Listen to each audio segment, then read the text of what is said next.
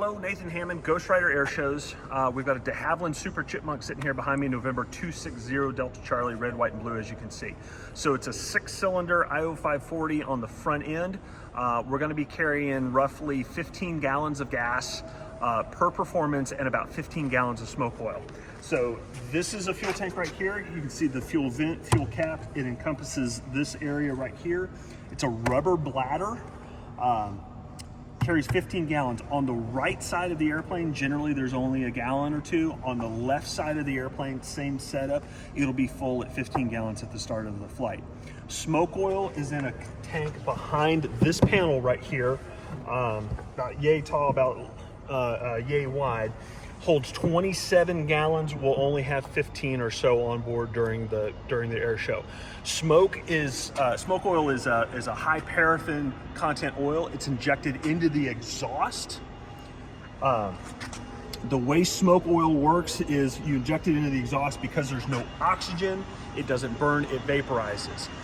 It's powered by an electric pump. So if the airplane hits the ground and the electrical system isn't shut off, then we've got 2 gallons a minute of oil pumped into the hot exhaust that now has oxygen. So it's always important to get the electricity off. Let's go around back and we'll talk about the battery and how to lift the airplane next.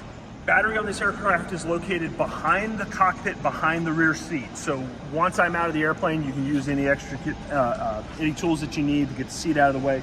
About that area right there. It's an AMG battery. It's not a lead acid water battery. It's a solid matte battery, so it shouldn't spill. Located behind that area.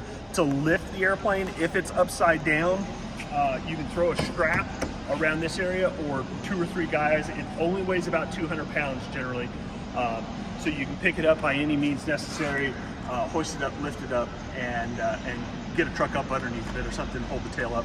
Once you've got the airplane up, get the canopy back, get me out. Remember, I'll be upside down. Don't let me land on my head, please. Okay, opening the canopy on the Chipmunk. You've got a push button and the handle. You have to push and hold the button down because there are intermittent stops. If you let off, it'll lock open in one of the intermittents. So you got to hold it all the way back until it goes back, and then it locks open. At this point, you can get into the rear cockpit, get me out as you need to. If for some reason this canopy doesn't open, it's 1/4-inch plexiglass. You can hit it with a tool. Ideally, hit it in one of the corners, and then use a pry bar or a Halligan and peel it out. Okay, if the airplane hits the ground hard, there's a good chance the fuselage will rupture right at this belly seam right here. If it ruptures and the belly, if the fuselage cocks in any way, this canopy probably won't open because it only rides on 3 rails, one on each side of the cockpit here, and then the center spine.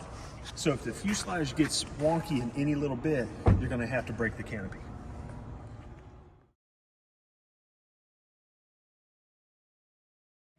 Once the canopy is open, I'm sitting in here. If it's a headset, take the headset off. If it's my helmet, the helmet has a quick disconnect. You can just pop the disconnect, leave the helmet on me. Gray straps are the seat belts. It's a standard hooker harness. Lift, bail, it all falls apart. At that point, throw the straps off, grab the blue harness, that's the parachute, grab and drag. If you roll up on the airplane and the airplane is engulfed in flames, 2 places to spray water, foam, whatever you've got. First is on the exhaust system, because that's generally where the fire will be, is at the bottom of the cowling here. So flood that area, and the second will obviously be the cockpit where I'm sitting. So the big thing with the electrical system is all switches in the down position, the red knob being the most important one because that shuts everything off. But if there's any question, all switches go down. These will stay active because they're battery operated. They'll boot down on their own, but there is no external battery going or external electricity going to them at that point. Next thing to shut off will be the fuel. Lift up on the button right there and then rotate until it points down and clicks in the detent. That shuts the fuel off. Secondary, if I have the opportunity, I'm going to smash the halon bottle. So it's a panic switch. Pull the pin, smash it down. It floods the pilot's compartment. It floods the forward compartment. It floods the engine compartment with Halon 1201 or something like that.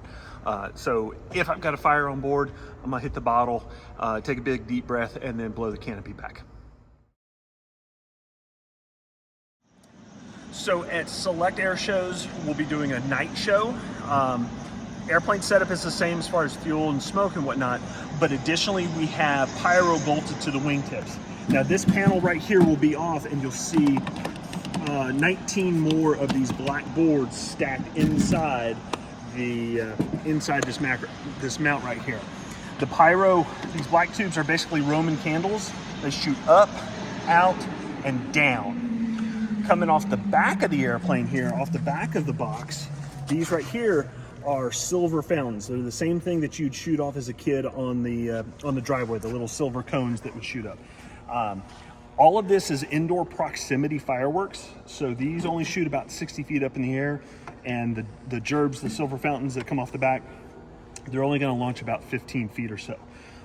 Because they're proximity, they're considered cold fireworks, so you can get within about 3 or 4 feet of the shower of sparks, and it's cold enough that it won't burn you. But everything runs off of a electricity. We take the harness, plug it into the airplane. It's electrically fired, so that if Air Boss says clear off all the fireworks, we can wipe the board in 30 seconds, or if we don't touch anything, it just naturally burns out and we bring back live pyro. Pyrotechnics.